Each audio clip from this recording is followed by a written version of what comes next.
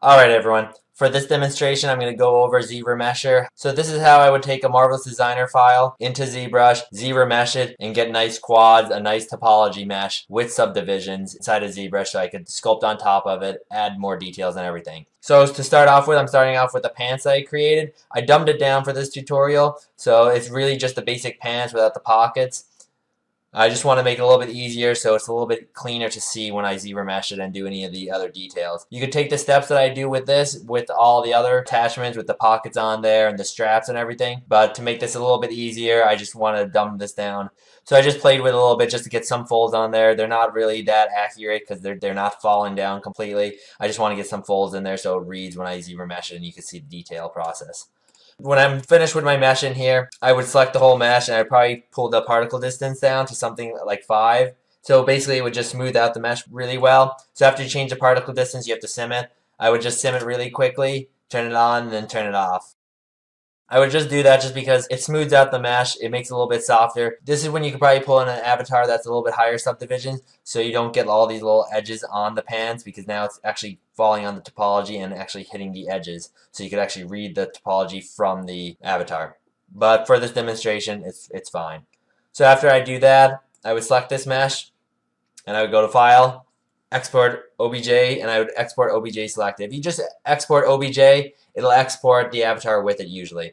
So I already have my file set up. I'm just going to export over this file. I always put the abbreviation MD basically for Marvelous Designer. If I'm going from ZBrush into Maya, I would put ZB. If I'm going from Maya to ZBrush, I put MA. It's just a way that I do it just so I know where I'm going from and to. So it's basically a little note for myself to know what file is going where or where it came from. You can name it whatever you want. This is just how I do it. So now I'm just going to save it. And so the export options came up. I already went over it. When I imported the avatar in, I imported him in 1000 scale, so now I gotta export anything out at 10%. It's just the opposite of whatever it was when it came in. I'm gonna make sure it's set to single object, and I don't want thickness on, I want to do thin. Thickness I will do in ZBrush just because I need to add the subdivisions and everything, and I want to smooth out the mesh. So the thickness is actually going to cause me problems. You could go weld or unwelded. Weld is probably a little bit easier, a little bit cleaner. If you want to keep the islands of each pants as a separate poly group, you would go unwelded. So for now, I'm just going to go unwelded just because if you accidentally go unwelded into ZBrush, you'll see a way to fix it in ZBrush, so it doesn't really matter if you go unwelded or weld. Other than that, I'll just export it. Now let's head over into ZBrush. So I open up my ZBrush. My user interface might be a little bit different compared to yours. Hopefully you know the basics of everything. Right now I'm just in ZBrush. I'm just going to import in the pants. I'm just going to go File, Import. I'm going to import in the pants. To start off with, I have the pants in here. If I show the poly frame, you can see it's all triangles, and I don't want that. So to start off with, I usually go poly groups, and then you could go auto group. So auto grouping is basically doing the islands. Since I exported from Marvelous Designer as unwelded, I have all the seams here, so it actually isn't welded, so it's actually making everything in a poly group. So you could use this option if you want everything as separate poly group, and when you ZBrush it, you could leave poly group options on. I don't usually do it. I usually just do it as islands. The only problem with this is if I select this and I move it now, it's not welded in. So when I ZBrush it, it's going to cause problems. So what I would do first is after I do the poly groups, I would go to Modify Topology, and I would go to Weld Points. So now if I go to poly groups and auto group, it's just going to do the pans and the fly basically of the pans as a separate poly group. I would actually like this to stay as a separate poly group. So before welding it in, I'm going to select this. I'm going to mask it, invert the mask. I'm going to just inflate it just a little bit. So I'm going to go deformation and inflate by 1. I just don't want to accidentally weld that in because I want that as a separate mesh. So now I'm just going to weld points. Then I'm going to go to poly groups, auto group. So now I have 3 different poly groups in here: the fly, the belt line, and the pants. First thing you notice is it looks a little weird down here. You don't see the cuffs. It's because it's not displaying double-sidedness. So you could go to display properties, hit double, and you'll see the cuffs on there. It's up to you if you want to see it or not. Next option I would do when I want to smooth out the mesh and everything, I would go into creasing. Before I smooth out the mesh, I want to go into creasing and crease. If I don't do that and I subdivide, you're going to get these little gaps. So I crease it, and when you subdivide, it's going to lock those edges pretty much. So it's a nice way to do it. So before I subdivide it, I'm just going to go in here really quickly and smooth out these edges. You can sculpt on this if you want to add more details, but you could do it after you ZRemesh it. So now what I want to do is subdivide this a couple times.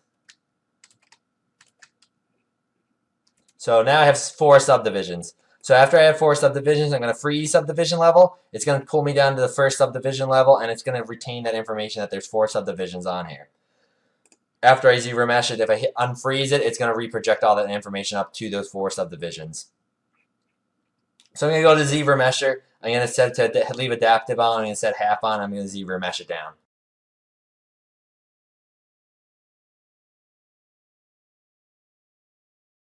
So that was the first ZRemesh. As you see, it's nice quads now. I'm going to ZRemesh it a couple more times.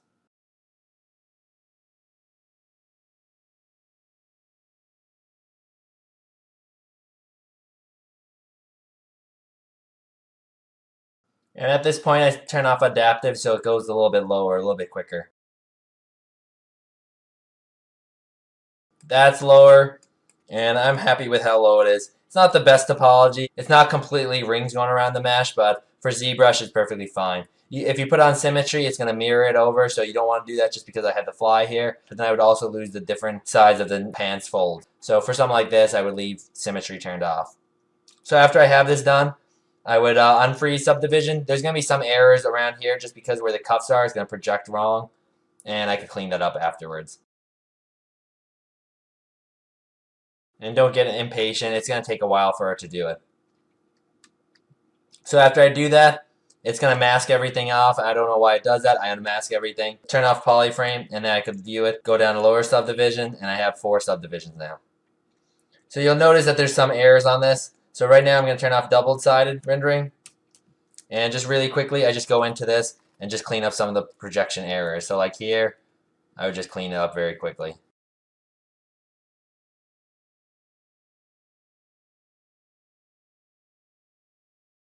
And the inflate brush is good to fix some of those errors also. If they get really too thin in areas, just inflate it out and just smooth it.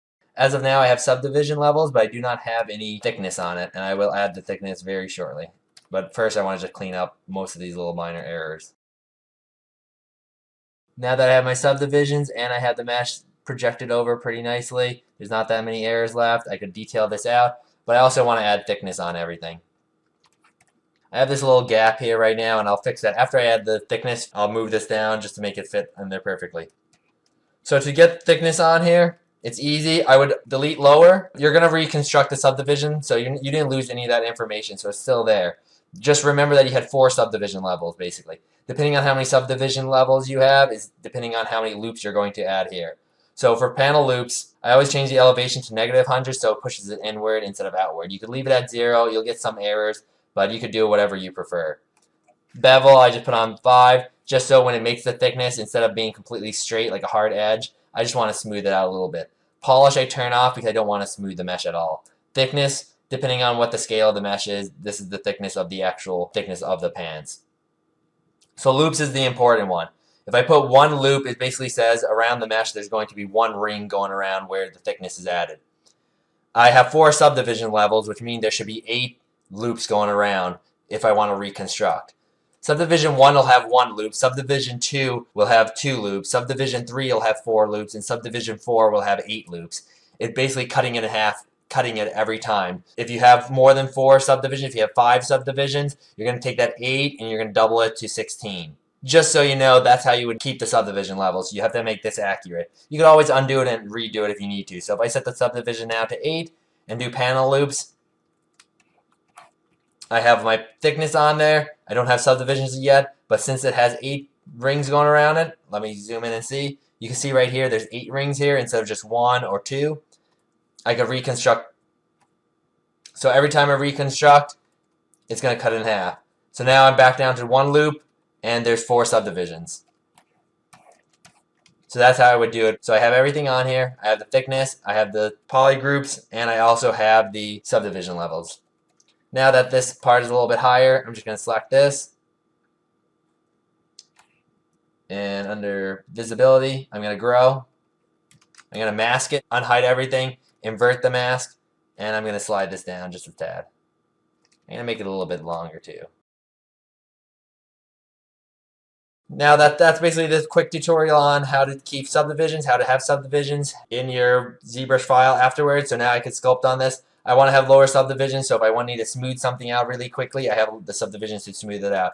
Because if you're in the highest subdivisions, it causes some problem. It won't smooth out so easily. Subdivisions are really useful to keep. You'll have some errors still to clean up, and you could always just go back and smooth them out if you need to. You could just push stuff around and get it. So there you go, everyone. You have your subdivisions, and it's a clean mesh, and you could sculpt on it with no problems. You could add more details. You could add rips in the pans. You could start texturing it up if you want, but there you go. When you Z-remesh it, though, you're going to lose your UVs that came from Marvelous. Depending if you want to keep those or not, you have to do it a different way. But for this demonstration, this would just go in ZBrush, get the subdivisions, get the clean topology, and get the thickness on there. Give it a try, and hopefully it works out. Thanks, everyone, and talk to you next time.